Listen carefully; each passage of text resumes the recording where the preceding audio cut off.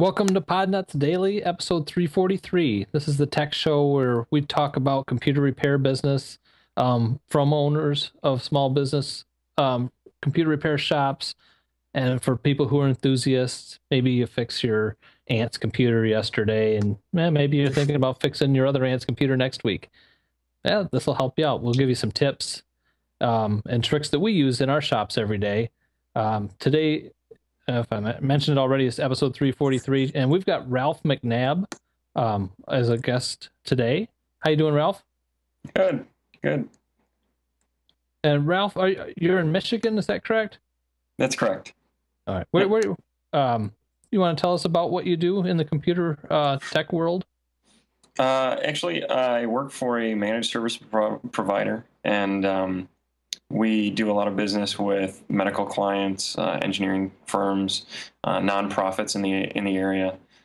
We have clients that range, they stretch from Saginaw, Michigan, all the way down to Cleveland, Ohio, Pennsylvania, some in Florida. Um, I do most of the networking for our company, and I work on security projects, and yeah, we do a lot of deployment of new computers, new servers, new networks. We do a lot with VPNs. A lot of our clients like to kind of intertwine themselves with other businesses using VPNs. Just it's mutually beneficial for both of them. But I started out actually as a help desk analyst at the company, and I've been there about close to 18 months now. And my role is more evolving towards the networking and security side of the business. Of Just so people know, when you say managed services, what does that mean exactly for someone who's never used a managed services provider or done anything like that? What exactly is that? Well, for our clients, we do anything from hosting websites, hosting email. We have hosted Exchange, hosted SharePoint. We have hosted servers. We manage servers for clients that have their servers on site there. We also have centralized help desk staff that will support all of their users from anything, including laptops, desktop computers, their servers, client server software, industry specific software, any kind of IT related tasks that they need. So a business would come to your bigger company rather than a small company like maybe one of us run. They go to you, and you guys can take care of pretty much everything they need just like that then. But this is for mostly larger businesses that come to a service like yours. We have some smaller businesses. I mean, some of our clients are, two people. Some of our Hmm. clients have 300 workstations in their offices, or they might have 8 to 10 satellite offices other than their main. Um, but we're not that large of a company ourselves. We have an office in Canton, Michigan. We have another in Cincinnati, Ohio, and we have a development team elsewhere. And I'm sorry, When go we ahead. No, when you say you do the networking and things like that for them, are you doing the networking at the back end for your managed services company, or are you doing the networking out in the field, getting these guys set up with what they needed to get going? Pretty much all of the above. Oh, okay. We've actually, I had recently, about 2 weeks ago, projects in our data center that I had to put in some new VPN hardware to allow connectivity to some of our hosted servers, and um, also, I go out in the field. I install mostly. It's mainly Cisco hardware. We use ASA firewalls, but mainly for VPN usage. However, we have doctors that have workstations in their homes that we will actually install hardware for, and I'll go out on site and deal with that as well. Primarily, I am an in-office analyst, but my role does encompass on-site work as well. Oh, okay. Now, can you give us a description? Maybe like I've never personally seen a data center. What's it? I hear the word, and I can't really get my head around what that might look like if I walked through the door. What's a data center look like? Well, the data center actually should be fairly clean. Usually, you have a at least a handful of racks full of servers that may be either well, generally you don't see a whole lot of towers in a rack. However, sometimes we do utilize a rack just to keep a tower server off the floor. Let's say if it's at a client site, but our racks will have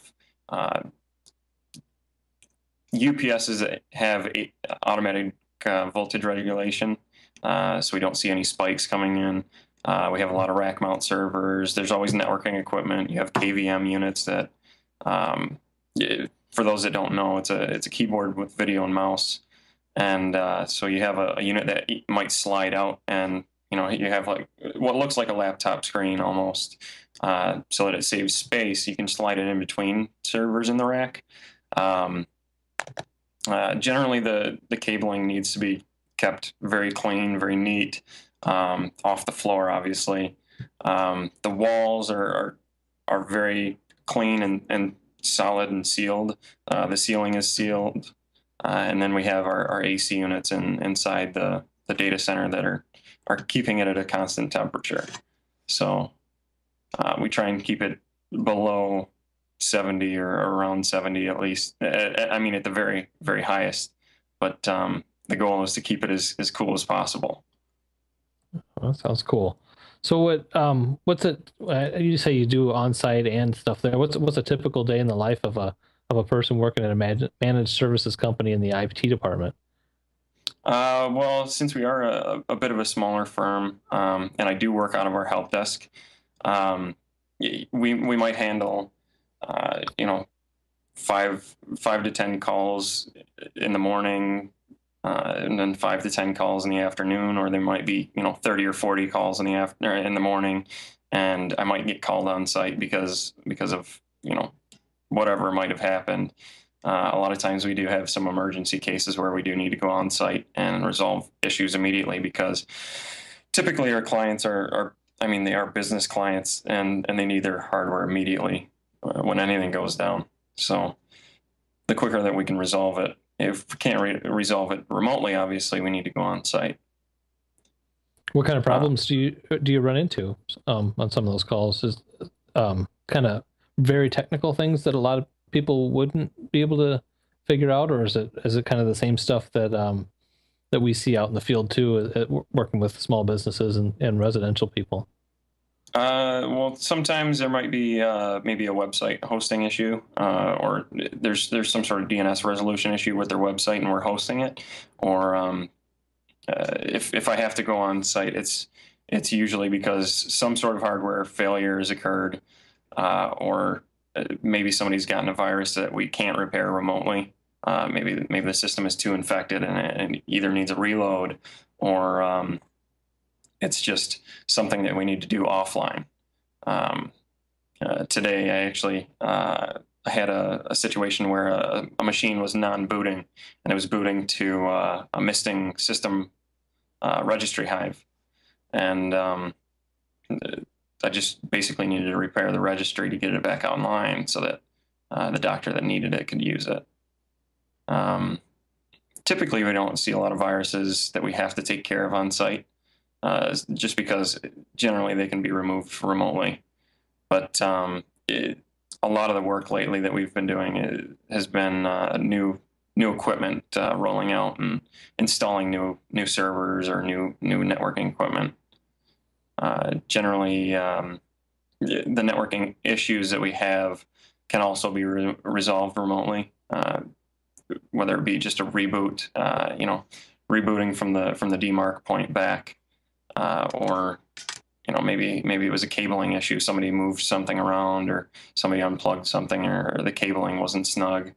We see that a lot with cleaning ladies. Will come in and they'll, they're vacuuming under the desk and they hit a cable. All of a sudden, the network cable is popped out of the back of the computer. And it Yeah, happens. But yeah. You wouldn't imagine how many times that I get called to go to a house that doesn't have internet because somebody hit a reset switch on the front of their cable modem or something like that, little crazy stuff like Yeah. that.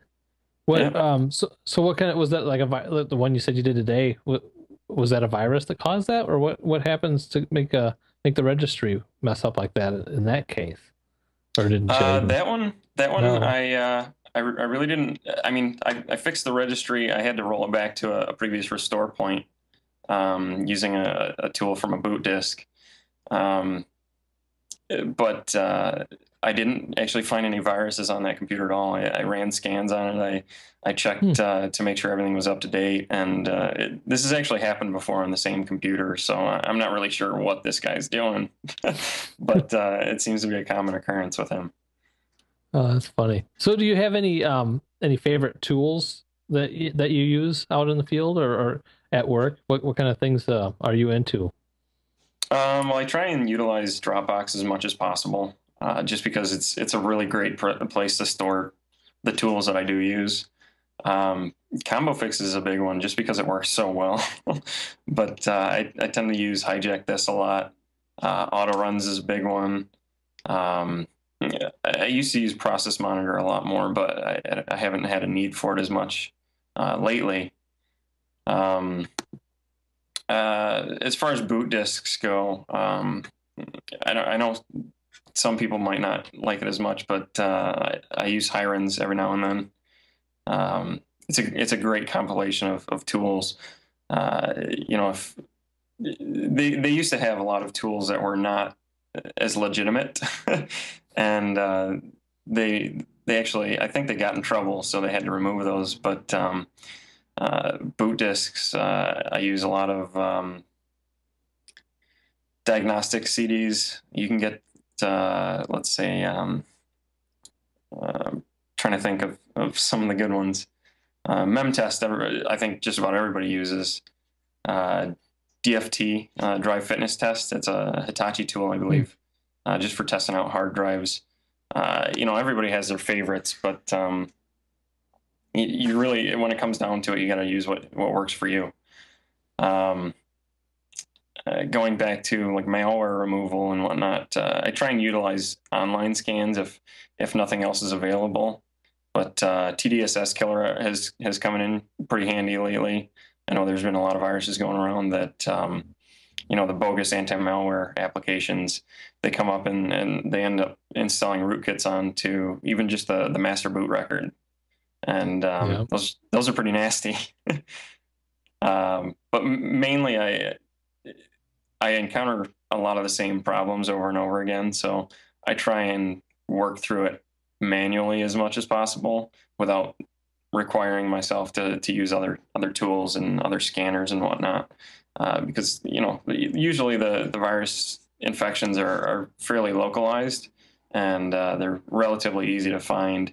Even if they hide themselves, you can go into the command line, unhide the files, unarchive them, and the